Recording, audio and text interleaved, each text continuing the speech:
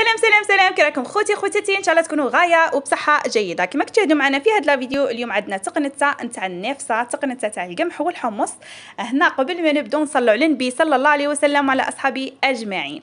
كما راك تشوفوا هنا البنات، هنا راه عندي غرفيه نتاع القمح والحمص مقليين البنات ومطحونين، وهنا عندي شويه نتاع الكرموس البنات. هنا من الاحسن يكون عندك تمر، انا ما كاش متواجد عندي تمر، درت الكرموس مجفف. هنا عندي 2 مغارف كبار تاع الزبده وربع مغارف كبار نتاع العسل. كما راك تشوفوا هنا البنات غادي نحط 2 مغارف الكبار نتاع الزبده تاعي ونقص على المقله نتاعي باش هنايا الكرموس ولا التمر تاعك يطرى.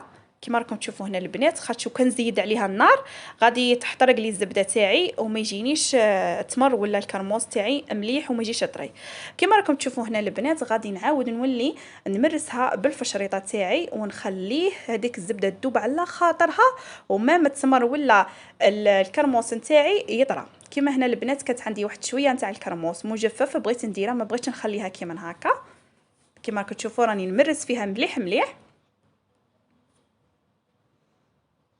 كما راكم تشوفوا هنا غادي نخليها واحد الماء دقيقه ولا 2 بصح نقص عليها البنات كما قلت لكم، نقص عليها الغاز حتى هذاك التمر تاعي يولي طري.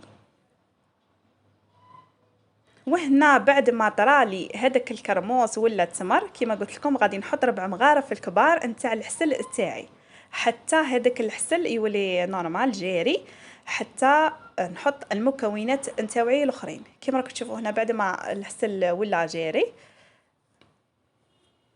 كما كتشوفوا راه سائل ما راهش ثقيل كما كنت حطيته من قبل. هنا اختياري البنات، هنا حطيت مغرف نتاع الكاوكاو مقلي وحطيته نكهه، تقدري ما ديريش. وراني نحط في التقنيه تاعي على النار قليله البنات، شمعه خليها قليله بزاف.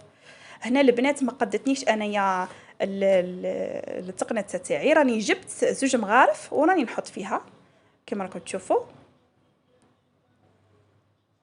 راني زدت حطيت واحد 2 مغارف.